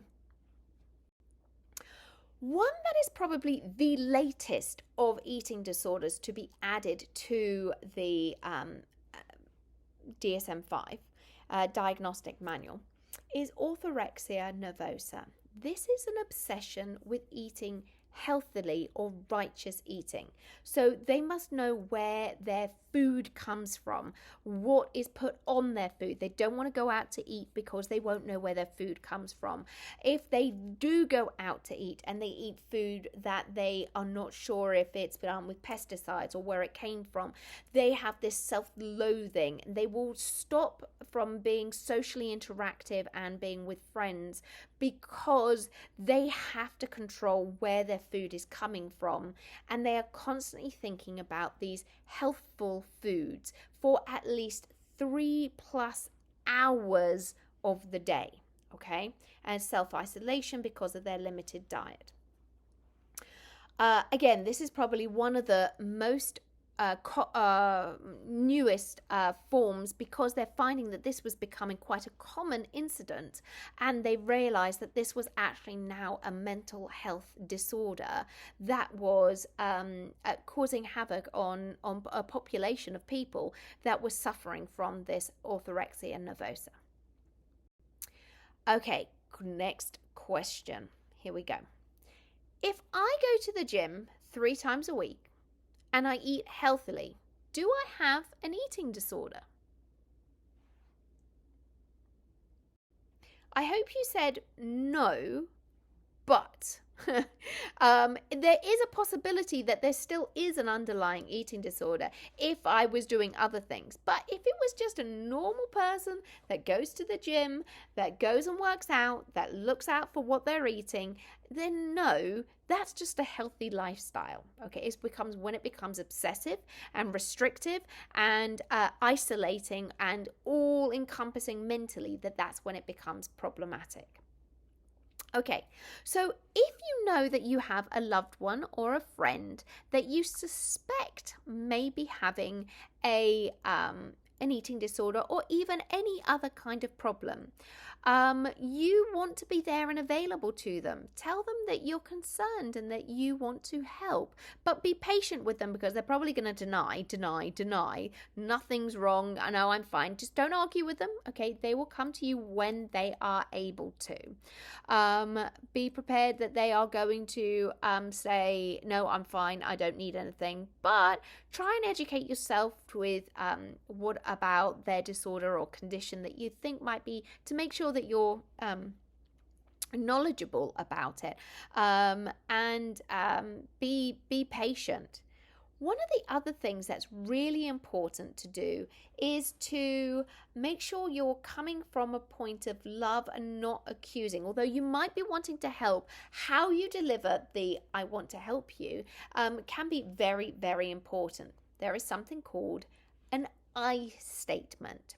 So if you went up to somebody and said, you're not eating lunch with us, you are getting too skinny, you are being a bad friend because you're ignoring us, you are always got excuses why you're not eating, right?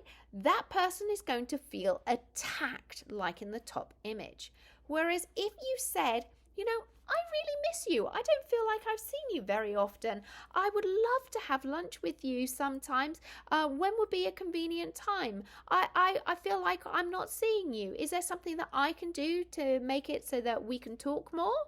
And come at it from a point of what can I do instead of you. If you've done this, you've done that, it puts the person's back up. Where if you come at it saying, I am concerned that I have noticed I'm not doing this, then the person's defenses go down and they're more likely to actually listen to you.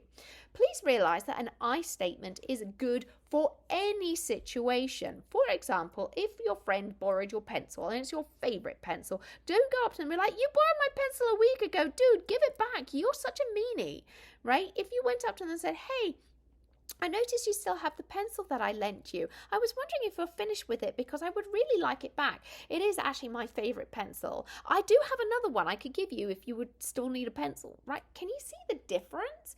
Very important, not only the delivery, but also when you deliver this. Don't make a big fuss in front of a whole lot of people, because then again, they're going to put their back up. This is the case whether it's an eating disorder, whether it is concern about your friend doing bad behavior choices, or, just in general, talking to your friend. The time, the place, the delivery, that is important to think about. Now, please don't think that you can cure somebody if they have an eating disorder just because you've listened to me talk today, or you are not a professional. Now, eating disorders, same as mental health, same as any kind of health issue like asthma, it cannot be cured by a layman, by a general public. It has to be dealt with by somebody who is well trained and a professional, and a doctor or a professional licensed health care worker, right? You can't do it yourself. But there are things that you can do to help, okay? Avoiding conversations about diet and weight and calories. Don't refer to food as good or bad. It is neither good nor is it bad. It is just whether or not it is nutritionally beneficial to your body and to what degree. Okay? Don't insist that somebody eats or gains weight or loses weight. And if somebody comes to you and says, you know what, I do have a problem, but I don't want you to tell anyone, keep my secret. You are not being a good friend if you keep their secret. You need to make sure that you reach out to somebody who is in a position that can help them professionally. So if it's on campus and you have somebody who you are concerned about, please reach out to any number of faculty on campus that you feel comfortable talking to, whether it's me, whether it's any of the learning specialists, Dr. Yates, or your college counselors, anybody on campus. We can help, but we can't help if we don't know. And so if you or somebody else needs to talk, please realize that there is always open lines of communication. This is the same thing with addiction. I hope you realize this, that if you or anybody else is suffering from addiction, there are always lines of communication that are open to you. If you came forward to any member of faculty or administration and said, I have a problem with nicotine, I have a drinking problem, I have a gaming problem. If you came forward and you asked for help, there would be zero ramifications.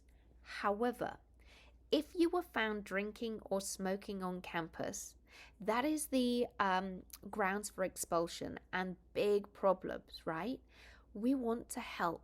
The same thing as we want to help if there are any other medical conditions, whether it's mental health, physical health, we want to help and be there to help you be the best individual you can be. So please don't sit in silence, don't hold someone else's secret, and don't hold your own secret. If you need help, please reach out. We really do care about you all. And on that note, remember, there is no ideal body. All bodies are beautiful in all shapes and sizes, and you can't compare yourself to anybody else because they don't have your genetics, nor do they have the expression of your genes. So just remember that your body is beautiful no matter what size it is, as long as it's a healthy body. And if it's not, then let's do something to make it healthier, because you've only got the one body and you want to make sure it lasts a long, long time. And again, the National Alliance for Eating Disorder is a phenomenal group with great resources, and feel free to reach out to them if you would like to learn more about it. So next, what's up next? Okay, so we've been talking a lot about nutrition. I want you to do your food labels. Go and find any food labels, 5 food labels in your house. Don't go out and buy anything. Just look it up. What would you normally eat? And I would like you to look at it and look at what in there is nutritionally beneficial, what in there is nutritionally not so fabulous for you, and is there anything in there that you should avoid or have in moderation.